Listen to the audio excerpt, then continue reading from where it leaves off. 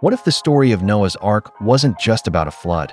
What if it was about a cosmic war, divine secrets, and an ancient ritual to save humanity, preserved in a Bible older than almost any scripture known to the West? Deep within the Ethiopian canon, one of the world's most ancient and complete, lies the books of Enoch and Jubilees. And in their pages, the story of the flood is not as you were told. These are the texts cherished by the Ethiopian Orthodox Tewahedo Church, their antiquity confirmed by the Dead Sea Scrolls. They don't just add to the story, they challenge everything you think you know about it. Join us as we uncover the story that was buried and reveal the truth that survived. But before continuing, please subscribe to my channel. It is a big deal to me, but a matter of a single click to you. In the Bible, you know, the story of the ark begins with rain, but in the Ethiopian Bible, it begins not with water, but with a cosmic rebellion.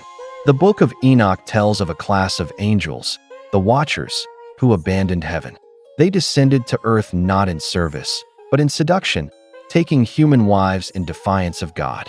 From that forbidden union, a new terror was born, the Nephilim, a race of giants who bled corruption and violence into the world. Genesis only whispers of this, a few cryptic lines, but Enoch gives them names, Semjaza, Azazel, and details the forbidden knowledge they taught: sorcery, weaponry, the arts of war. The flood, then, wasn't just a response not only to human sin. It was the answer to a spiritual invasion as well. This changes everything. The Ethiopian account reveals the flood as a moral necessity, a divine cleansing. In the book of Enoch, God commands the archangel Michael not just to punish, but to restore, to bind the Watchers, to cast out their offspring, to purify an earth suffocating under their corruption. Where Genesis speaks vaguely of wickedness, Enoch shows us a plan to restore cosmic order, and this isn't folklore. The Dead Sea Scrolls, discovered centuries later, contained fragments of this very text, proving its ancient roots in Jewish tradition long before it was preserved in Ethiopia, which the Western Christianity rejected to include in their canon. But there is more. In the book of Jubilees, another text lost to the West, but saved in Ethiopia, the warning comes early. God does not wait. He speaks to Noah, foretelling the chaos of the angel's sin and commanding him to prepare for the world's salvation. This isn't a story of last-minute rescue. It's one of divine partnership, showcasing Noah not just as obedient, but as chosen. And again, history confirms it. 15 copies of Jubilees were found among the Dead Sea Scrolls, proof that this story was not a fringe belief as the Western Christian scholars say, but a sacred text revered in ancient Judaism. So you see, the Ethiopian Bible doesn't just tell a story, it paints a cosmic drama. The flood is not merely a physical event. It is a divine intervention to reset the spiritual balance of the universe. While the Western account centers on human failure, these ancient texts speak of angelic war, of a battle for creation itself. The fact that Ethiopia canonized these books, and that the Dead Sea Scrolls prove their antiquity, tells us one thing. This version isn't a revision. It is the original and authentic. But before continuing, please subscribe to my channel. It is a big deal to me, but a matter of a single click to you. In the Ethiopian Bible, Noah's journey is not just one of construction, it is one of communion. The book of Jubilees shows God directly commanding Noah to build the ark, unveiling its divine blueprint, its very dimensions and purpose. It is more than an instruction, it is an invitation into a covenant. Where Genesis gives us a builder, the Ethiopian account, preserved in ancient Guizi manuscripts, gives us a partner in a divine plan. But the book of Enoch adds another layer, a mystical dimension. Here, Noah is not just a servant, he is a visionary. His very birth is a supernatural event, a sign that he is divinely chosen for what is to come. This story, lost to the Western Bible but confirmed by the Dead Sea Scrolls, frames Noah as a prophet who receives revelations of the coming destruction. He is not simply obeying orders, he is seeing the future, a man elevated in spiritual stature. And what happens after the waters recede? In Jubilees, Noah becomes a teacher. He delivers laws to his sons, commandments for righteous living designed to prevent another judgment from heaven. The ark was not just the end of a corrupt world, but the beginning of a moral legacy. Once again, the Dead Sea Scrolls prove this text was part of ancient Jewish tradition, giving weight to the version Ethiopia preserved. Then Enoch takes us deeper still into the visions of Noah himself. He doesn't just build the ark, he sees how the flood will happen. He witnesses the heavenly storehouses of water being thrown open, a cosmic orchestration of destruction. The flood is not just rain, it is a celestial event, and Noah is the chosen mediator between heaven and earth. The Ethiopian Bible, by including these visions, elevates Noah from a simple builder to a seer, a prophet who understood the mechanics of judgment. So, which is the truer story? The obedient carpenter of Genesis, or the visionary prophet of the Ethiopian canon? The texts of Enoch and Jubilees, saved in Guizi and confirmed by the Dead Sea Scrolls, give us a far richer narrative. They reveal a man chosen not just for his hands, but for his spirit, a covenant figure at the center of a divine plan. It is a perspective that deepens the meaning of the ark, and it is a perspective that survived only in Ethiopia. But before continuing, please subscribe to my channel. It is a big deal to me, but a matter of a single click to you. In the Ethiopian texts, the building of the ark is more than just construction. It is a sacred act. The Book of Jubilees describes Noah's meticulous obedience to God's blueprint, a devotion to divine detail that Genesis only hints at. Here, the ark is not just a boat. It is a symbol of salvation, its dimensions a sacred geometry designed to endure divine judgment. This reverence for holy craftsmanship echoes in Ethiopia's own tradition of faith, in the impossible beauty of its rock-hewn churches. And the ark was not left unprotected. The Book of Enoch reveals a stunning detail absent from Genesis. The ark was guarded by angels. This was not merely a physical vessel. It was a divine refuge, shielded by celestial beings throughout the storm. It was a spiritual fortress. The discovery of this passage in the Dead Sea Scrolls suggests this was not a later addition, but an ancient belief, a shared tradition that Ethiopia faithfully preserved. Inside the ark, there was not chaos, but order. Jubilees describes a vessel designed with divine precision, with separate compartments for every animal, a detail only implied in Genesis. This was not a haphazard collection. It was an act of preservation reflecting a divine, structured plan, an order that mirrors the liturgical precision still found in Ethiopian worship today. The Dead Sea Scrolls validate this story, confirming its place in the ancient world. So what was the ark truly? In the Ethiopian Bible, it was a microcosm of creation itself, a floating sanctuary of life preserved by one man's unwavering faith. It wasn't just wood and pitch, it was a symbol of hope, a testament to salvation that goes far beyond the story told in Genesis. This profound vision, shared across ancient Qumran scrolls and timeless Guizi manuscripts, bridges the gap between Jewish and Christian history. The ark's construction, then, was both a physical task and a spiritual metaphor, a testament to divine order in a world drowning in chaos. The books of Enoch and Jubilees, saved by Ethiopia and proven by the Dead Sea Scrolls, do not contradict Genesis. They complete it, offering a story not just of survival, but of profound, symbolic salvation. But before continuing, please subscribe to my channel. It is a big deal to me, but a matter of a single click to you.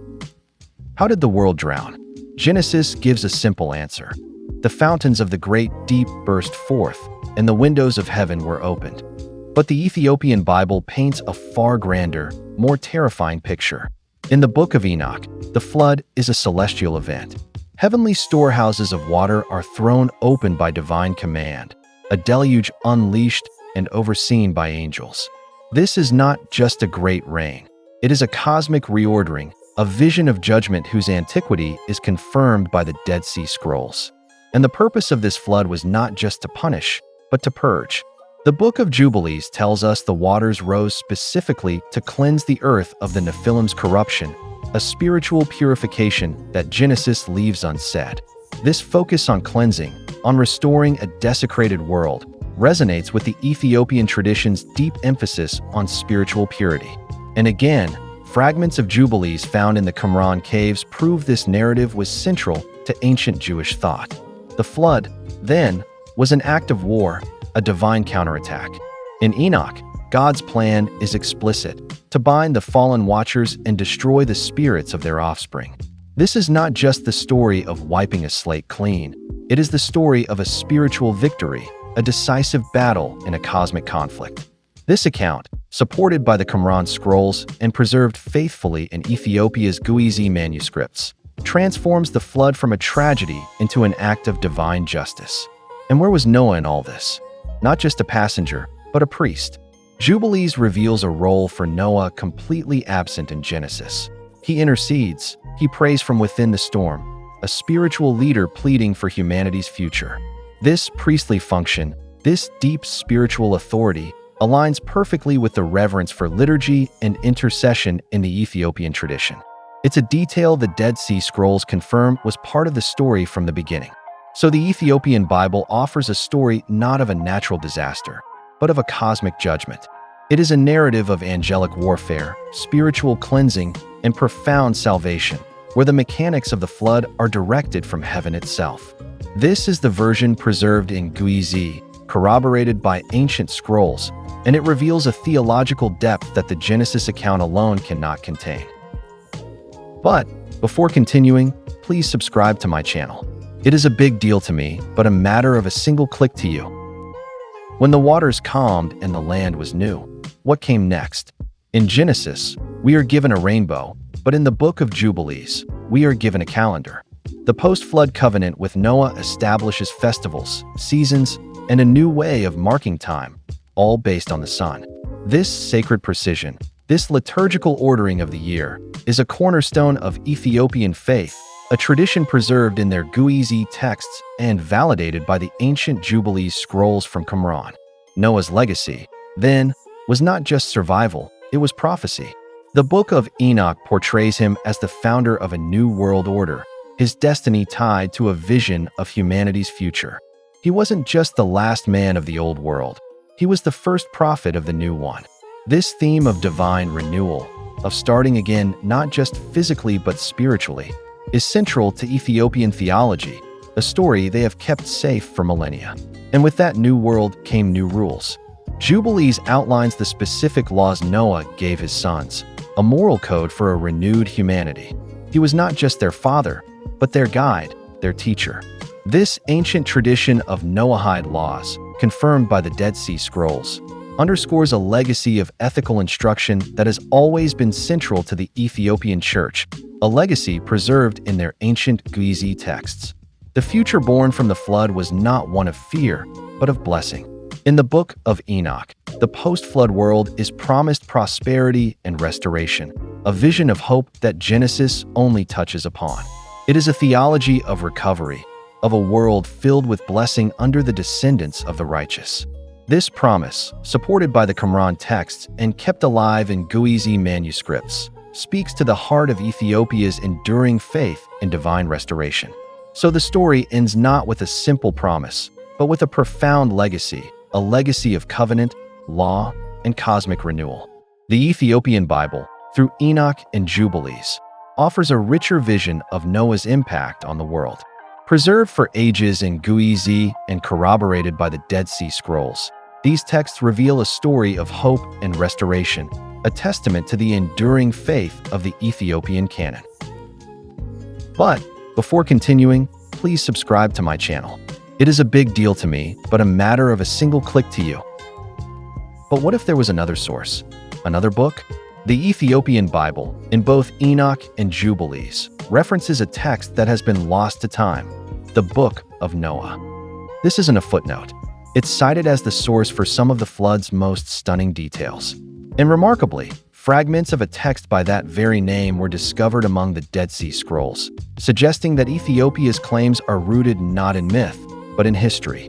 It is from this lost book, according to Enoch, that we learn the true story of the angels' sin, the details of the Watchers' fall, the forbidden knowledge they taught.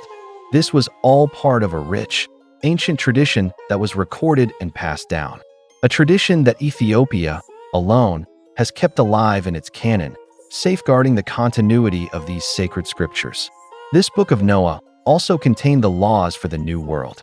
When Jubilees details the commandments Noah gave his sons, it cites this lost text. The moral code for post-flood humanity came from a written source, a tradition the Dead Sea Scrolls confirm was influential, and a teaching whose significance is preserved only in the Ethiopian canon.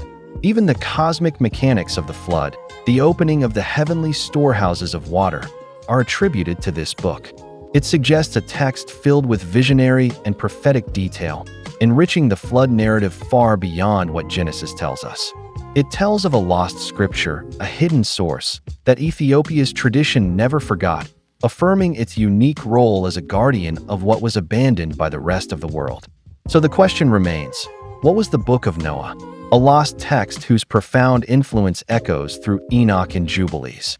Its legacy, preserved in the Ethiopian Bible and corroborated by the Dead Sea Scrolls, offers a tantalizing glimpse into a world of scripture far broader than we imagined. It underscores, once and for all, Ethiopia's sacred trust to safeguard the ancient stories that bridge the gap between what was lost and what was remembered. The story of Noah's Ark, seen through the Ethiopian Bible, is not the simple tale you thought you knew. It is a cosmic drama, a story of fallen angels, of a prophet's divine visions, of an ark guarded by heaven, and of a legacy rooted in a lost book. These texts, preserved for millennia in the sacred Guizi language and validated by the Dead Sea Scrolls, reveal a spiritual tapestry of incredible depth. The Ethiopian Orthodox Tewahedo Church, in its ancient wisdom, invites us to see the flood not as a bedtime story, but as a pivotal event in a celestial war. And in doing so, we are reminded of Ethiopia's singular role in Christian history, a guardian of sacred truths, a sanctuary for the stories that deepen our understanding of faith, judgment, and what it truly means to be saved.